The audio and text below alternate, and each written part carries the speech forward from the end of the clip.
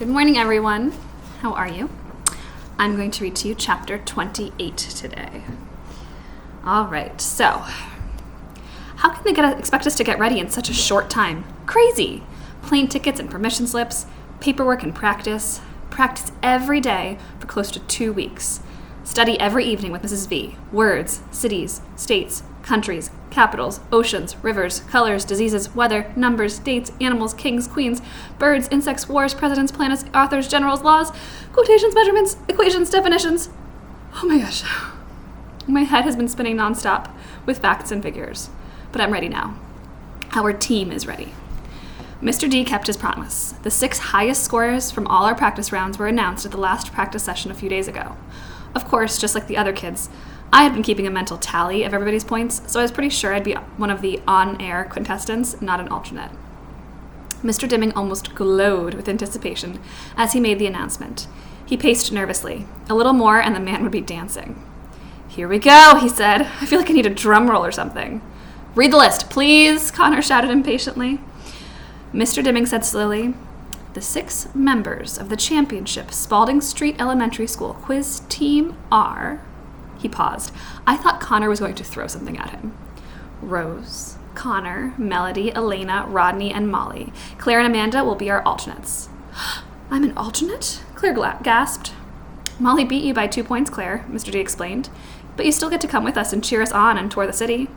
"But it was me who helped her study," Claire said, outrage in her voice. "That is so not fair." I just shook my head and smiled a little. There is so much Claire doesn't know about stuff being not fair. Molly looked smug and not at all sorry. Her mother came to pick her up, and the practice was over. "The competition is tomorrow, Thursday evening. Assuming we win, we'll have the Good Morning America appearance on Friday, followed by a trip to the White House. More sightseeing in D.C. is planned for Saturday, then we come home on Sunday. On Monday, hopefully, we'll return to school as national champions with that trophy. So tonight we pack. I've never been on a trip away from home before, so we have some serious planning to do. I feel crazy excited, crazy nervous. Dad bought me a bright red suitcase with wheels. It smells like the inside of a new car. Touching it makes me smile. Mom and I went shopping yesterday, something we don't get to do much anymore. She let me choose a couple of new outfits with jeans, none of those practical baggy sweatsuits for this trip. As we rolled down the mall, we passed a card shop. I had a brainstorm and tapped out on my board. "Go in. Get card, please." "For whom?" Mom asked as we wheeled in there. "Catherine," I typed, to thank her for helping me get ready. "How very grown up of you," Mom said, clearly pleased. "One for Mrs. V too?" I tapped out. "Absolutely." The card we found for Mrs. V could not have been more perfect. The front was completely covered with hundreds of oranges, except for one blue one in the middle. Inside it said, "You're 1 in a million. Thanks." "She'll love it," Mom said. For Catherine, I picked out a card that showed a desk full of computers and MP3 players and video games, and a young woman connected to all of them with earphones. It read, "Glad you're always there to plug into me. Thanks for all you do." "You couldn't have designed these better yourself," Mom said as she paid for the cards. "Yep, pretty perfect." Around 7 o'clock, the doorbell rings. It's Mrs. V coming over to help with the final packing preparations. She and Mom make a great team. "I've made a checklist according to Mr. Dimming's suggestions," Mom says. "Black skirt and white blouse for the competition." "Check," Mrs. V says as she neatly folds those 2 pieces in my suitcase. "Check," Penny mimics. "Extra white blouse just in case," Mom says. "Great idea," Mrs. V replies, nodding. Mom carefully folds in 2 more shirts and my favorite pair of jeans. Comfortable outfits for sightseeing in Washington, spending money for souvenirs, sunglasses, camera. "Check, check, check," Mrs. V repeats. Pajamas, toothbrush, deodorant, hair clips. All there. A warm jacket, no telling what this March weather will do. "Check," Penny cries. Power pack for MediTalker, extra batteries, tissues, and wipes. "Got it." "Umbrella?" "For you or for Melody?" Mrs. V asked with a laugh. "Do you have your bag packed?" "Yeah, I'm just about ready. I'm nervous too." Mom pauses. "You're the best, Violet. I know Penny will be safe with you while we're gone." "And butterscotch," I interrupt. They both laugh. Mom continues. "Frankly, without you, there is no way Melody would be packing for this trip." "Get card, Mom," I type. I reach my hand to the side, but I can barely touch the edge of my book bag hanging on my chair. Mom reaches into the bag, pulls out the envelope, and sets it on my tray. I push it toward Mrs. V. She opens it, reads it, and squeezes me so hard I can hardly catch my breath. "This one goes on the refrigerator door," she says quietly. "I want to look at it every single day." She busies herself then with dusting off a pair of my shoes that have never taken a step. I'm a little scared, I admit. Nonsense, Mellow Yellow, Mrs. V tells me. I fully expect to see you on Good Morning America with a 10-foot-high trophy. That would be awesome, I type. Now tell me once more, Mrs. V says to Mom. What time does the plane leave tomorrow? Penny, take Melody's underwear off your head, you silly girl. Mom checks her papers. Plane leaves at noon. That means we should leave here no later than 9, get to the airport by 10, get all checked in, make sure her wheelchair is properly taken care of and such. Then we can relax until it's time to board the plane. Mrs. V scratches her head. I wonder why they chose the noon flight. That will get you into Washington around 2. The competition starts at 7. That's cutting it a little close. Mr. Dimming told us the hotel has a late check-in policy. The TV studio is just across the street from the hotel, so we'll be fine. As Mom closes and zips my suitcase, I feel tears coming into my eyes. I can't believe this is happening. In just one day, I will be in Washington, D.C. on national television. I pray I won't screw up. I want to call Rose and see if she's nervous too. I want to ask her what she'll wear to the White House. Suppose we get to meet the First Lady. Now that would be exciting. I want to know if we'll be sitting near each other on the plane. I want to be like all the other girls. I don't sleep well that night. In the morning, Mom gets me bathed and dressed and fed in record time, while Dad gets Penny ready. Go see plane? She asks repeatedly. Fly, wee, Dad says as he flies her around the room in his arms. She loves it. We head outside and Mrs. V hurries over, camera in hand.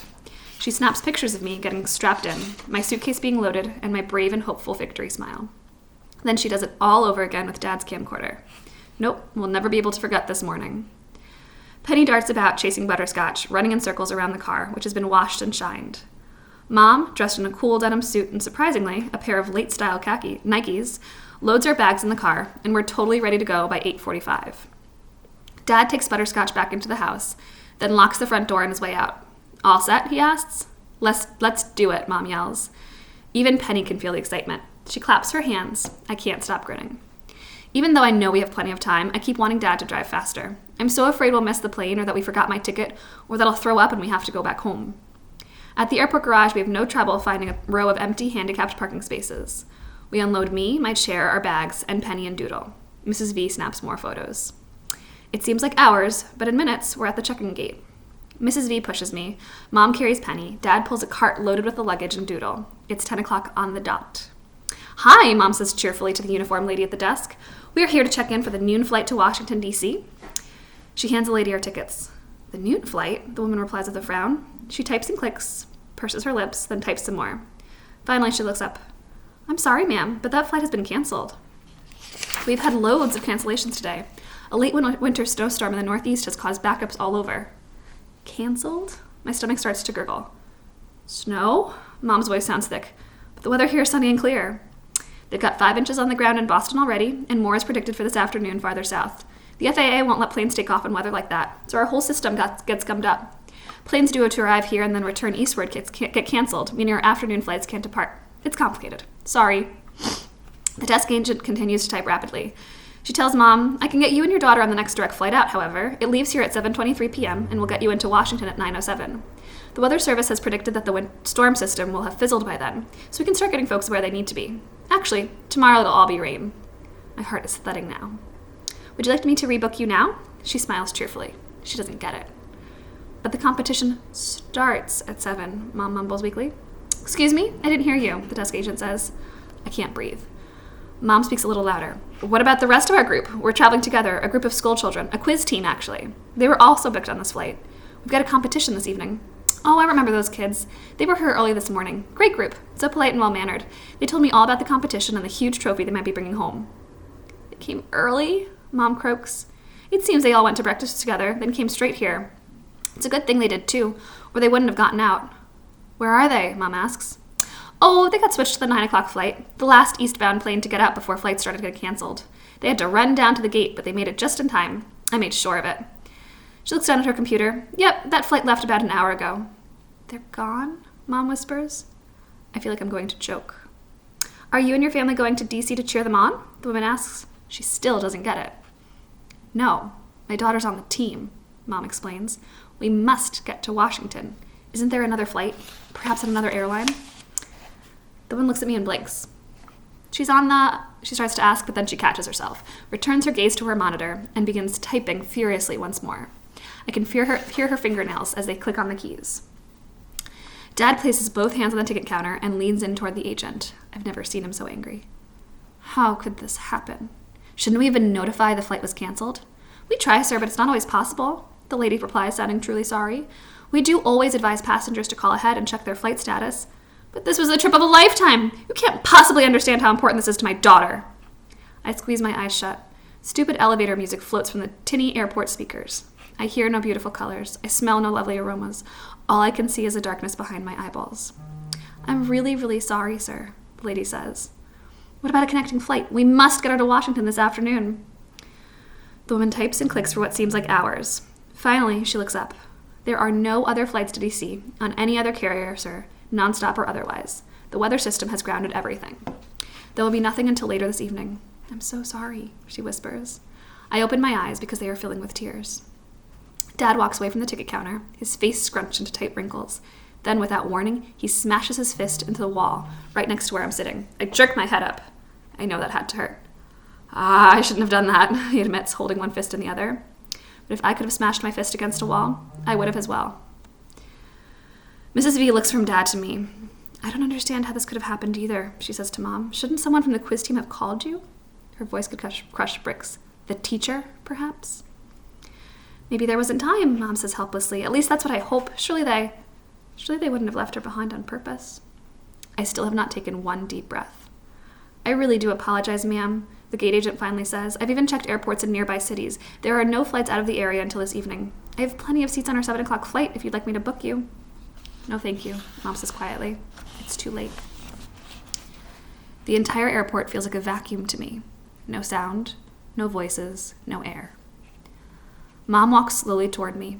I sit there in my new blue and white outfit with new matching tennis shoes next to my new shiny red suitcase, feeling very, very stupid and angry. How could they do this to me? And helpless. I hate feeling like this. Like when I was little and got stuck on my back like a stupid turtle. There was nothing I could do. Nothing. How long does it take to drive to D.C.? Mrs. V asks. I don't even look up. I know the answer. 10 hours at the very least, Dad replies, his voice soft. Go fly airplane? Penny asks. No fly today, Dad says, touching her gently on her head with his good hand. Mom rolls me over to a bench on the other side of the check-in area. She kneels down in front of me. She's crying. I don't think I'll ever breathe again. Mom hugs me. It's going to be okay, sweetie. You're still the best, the smartest, the most wonderful girl in the world. Somehow, we're going to get over this. Nope, I won't. Mrs. V wipes her eyes as well. She sits on the bench and takes both my hands in hers. Oh, baby girl, I know this is hard, but there is just no way to get you to Washington. I just sit there. The morning started out like crystal, but the day has turned to broken glass. It's the end of chapter 28.